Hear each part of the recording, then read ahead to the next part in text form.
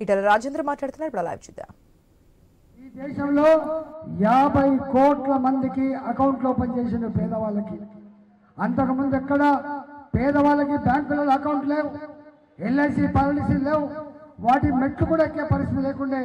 కానీ మోడీ గారు వచ్చిన తర్వాత 50 కోట్ల మందికి బ్యాంకుల ఖాతాలు ఓపెన్ చేస్తే ఇవాళ ఎక్కడికి పోయినా కూడా ఏ చిన్న వ్యాపారం చేసుకోవాలన్నా కూడా వాళ్ళ దగ్గర డబ్బులు లేకపోతే ఇవాళ మన బ్యాంకులకు నేరుగా ఇవాళ పేటిఎం కార్డులు ఉన్నాయి. ఇంతకుముందు ఇవాళ ఫోన్ పేల ద్వారా డబ్బులు పేస్తున్న పరిస్థితికి వచ్చింది బిడ్డ.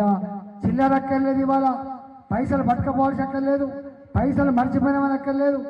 ఎవరు చదువు రాని వాళ్ళు కూడా కూరగాయలు అమ్ముకునే కాడ, పళ్ళు అమ్ముకునే కాడ, చికెన్ కొనుక్కునే కాడ, చేపలు కొనుక్కునే కాడ ఎక్కడ పోయినా కూడా ఇవాళ సెల్ ఫోన్ల ద్వారా డబ్బులు పే చేసే పరిస్థితి వచ్చింది. డిజిటల్ పేమెంట్ చేసిన బిడ్డ, ఇది మాకు ఎంతో ఉపయోగపడుతుంది. అందుకే మోడీ గారి కొట్టేస్తాం బిడ్డ అన్నారు. పట్టణాలలో ఒకప్పుడు మోడీ గారు రాకముందు లుంబిని పార్కులో బాంబులు పేలినాయి, గోకుల్ చాట్ దగ్గర బాంబులు పేలినాయి, సాయిబాబా టెంపుల్ దగ్గర మా కుటుంబం మంచిగా ఉండాలని చెప్పి పూజల కోసం పోతే, కుటుంబ సభ్యులతో పోతే అక్కడ బాంబులు పేలితే తెగిపడ్డ కంఠాలు, తెగిపడ్డ ముండాలు, చిందిన రక్తం ఇప్పటికీ కళ్ళ ముందున్నది. దిల్సుఖ్నగర్ బాంబు పేలుళ్లలో చేతులు కోల్పోయిన వాళ్ళు, కాళ్ళు కోల్పోయిన వాళ్ళు, పర్మనెంట్గా అంగవికలుగా మారిన వాళ్ళు కోకొలుగా కనపడతా ఉన్నారు బిడ్డ. మోడీ గారు వచ్చిన తర్వాత ఎక్కడ బాంబుల పేలుళ్ళు లేవు, బుల్లెట్ల సప్పులు లేవు. బయటికి పోయిన మనిషి స్వేచ్ఛగా మళ్ళా తిరిగింటికి వచ్చే వాతావరణం వచ్చింది. ఇవాళ ఏ షాపు పోయినా ఒకప్పుడు మెటల్ డిటెక్టర్లు పెట్టేది, సెక్యూరిటీ సిబ్బంది పెట్టుకునేది. ఇవాళ ఏ షాపు దగ్గర కూడా మెటల్ డిటెక్టర్లు లేవు, సిబ్బంది లేరని చెప్తున్నారు. అందుకే మోడీ గారు వస్తేనే మా ప్రాణాలకు రక్షణ, మోడీ గారు వస్తేనే టెర్రరిస్ట్ లేని దేశం ఉంటుంది, మోడీ గారు వస్తేనే రక్తం చిందదని చెప్పి ప్రజలు భావిస్తూ ఉన్నారు. కాబట్టి ఇవాళ మళ్ళీ మోడీ గారు, అందుకే ఇవాళ మోడీ గారు కోటేస్తామని చెప్తారు. అమ్మా 500 साल पहले अयोध्या में राम मंदिर को तोड़ दिया था, डिस्ट्रक्शन किया था।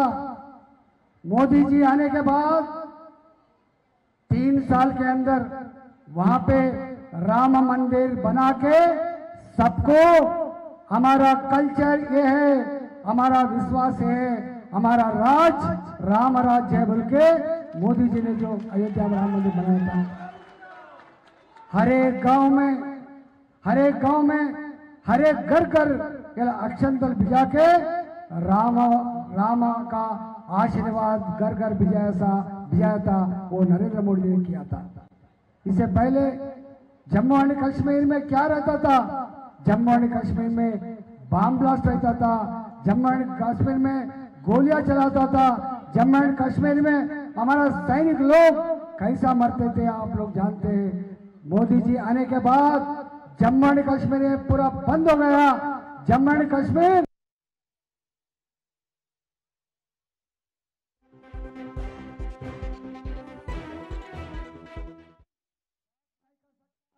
कोई भी देख नहीं सकता बोल के आज जम्मू एंड कश्मीर भारत में अंतर्भाग हो गया, आप लोग देख रहे हैं। इससे पहले हमारा देश गरीब देश बोलते थे, गरीब देश बोलते थे। कभी अमेरिका गए तो आपको इंसल्ट करते थे। आज अमेरिका में जाओ, लंदन जाओ, दुबई जाओ, किधर भी जाओ, भारत बोले तो आपका गौरव बढ़ गया मोदी जी के हिसाब से। आने वाले दिन में भारत का सेल्फ टैक्स बढ़ना बोले तो मोदी जी प्रधानमंत्री रहना है बोल के सब लोग बता रहे हैं।